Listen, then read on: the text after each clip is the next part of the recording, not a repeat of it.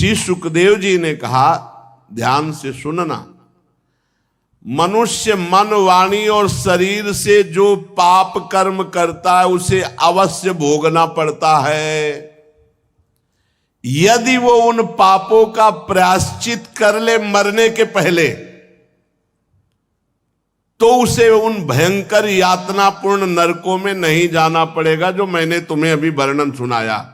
प्रायश्चित कर ले अपने हर पाप का।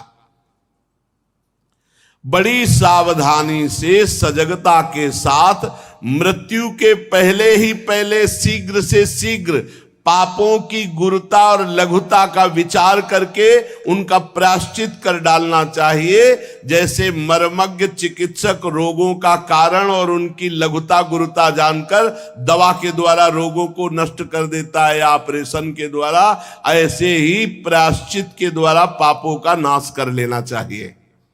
अगर पुनः मनुष्य पाप करता है तो उसका प्रायश्चित व्यर्थ हो जाता है। बहुत सुंदर विषय है, बहुत सुंदर है। श्री सुखदेव जी कहते हैं, कर्म के द्वारा ही कर्म का निर्बीज नाश नहीं हो सकता। कर्म के द्वारा पाप कर्मों का नाश नहीं हो सकता। अब ये भूल छोड़ दें कोई, वो तुम्हारा कर्म तुम्हें भोगना पड़ेगा। उसका प्रायश्चित है एकमात्र भगवान का भजन। आगे वर्णन करेंगे। कर्म के द्वारा नाश नहीं हो सकता। ये श्री सुखदेव जी महाराज कह रहे हैं कि आपने पाप कर्म कर लिया, आप कोई और कर्म करें तो उससे वो पाप कर्म नष्ट हो जाएगा। कर्म में इतनी सामर्थ्य नहीं कि वो निर्बीज कर सके तुम्हारे पाप कर्म को। जो अज्ञान से युक्त होकर पाप कर्म करते रहते हैं, उनकी वासनाएं बनी रहती हैं और वासनाएं नए पाप कराती रहती है। कोई बिरले ऐसा होगा, नहीं तो गलती तो, अरे महाराज युधिष्ठिर को भी नरक दिखाया गया था केवल जरा सी बात झूठ बोल देने पे। यहाँ जिंदगी झूठ बोलते गुजरी जा रही, तो पोटरी का पोटरी जमा है पाप। देखो ना, झूठ बहुत है, सब झूठ बोलते। अब आजकल तो भय नहीं रह गया झूठ बोलने का। मतलब झूठ बोलने का तो भय नहीं रह गया कि हम झूठ बोल रहे। ऐसा बस बात बना जाए, बात बनाना, झूठ बोलना चाहे हजारों बातें, 100% झूठ। भाइयों की 100 में कुछ मिलावट, पूरी झूठ।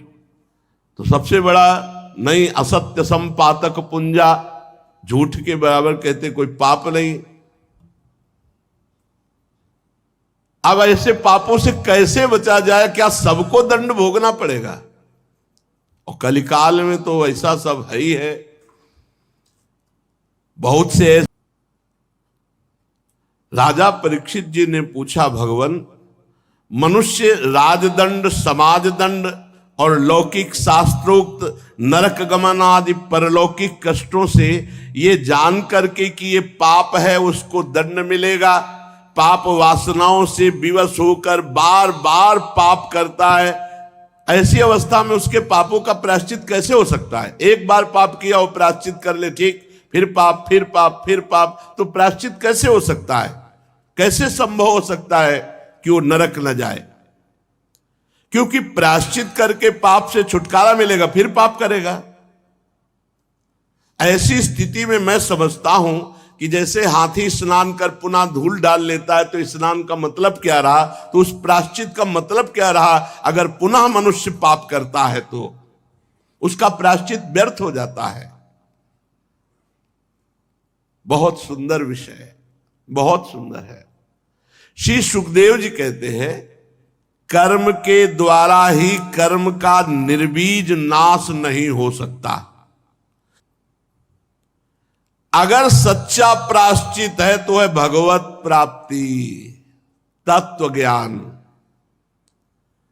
अगर उससे तत्व ज्ञान हो गया है तो जीवन मुक्त, भगवत प्राप्ति हो गई तो जीवन मुक्त।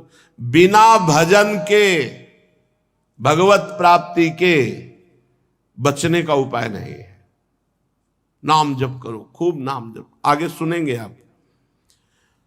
जैसे कोई पुरुष सही दवा और सुपथ्य का सेवन करे तो रोग रहित हो जाता है, ऐसे सही अनुष्ठान और अपनी पवित्र दिनचर्या तो निष्पाप हो जाएगा। जो पुरुष नियमों का पालन करता है और भगवान का भजन करता है तो धीरे धीरे उसकी पाप वासनाएं, जैसे कई लोग कहते हैं भजन करने पर मन जलता है, तो मनई से तो पाप हुए, मनई प्रेरणा करी, मनई संकल्प बनाए, मनई में वासना है, तो भजन मन को जलाकर निर्वासनिक करता है।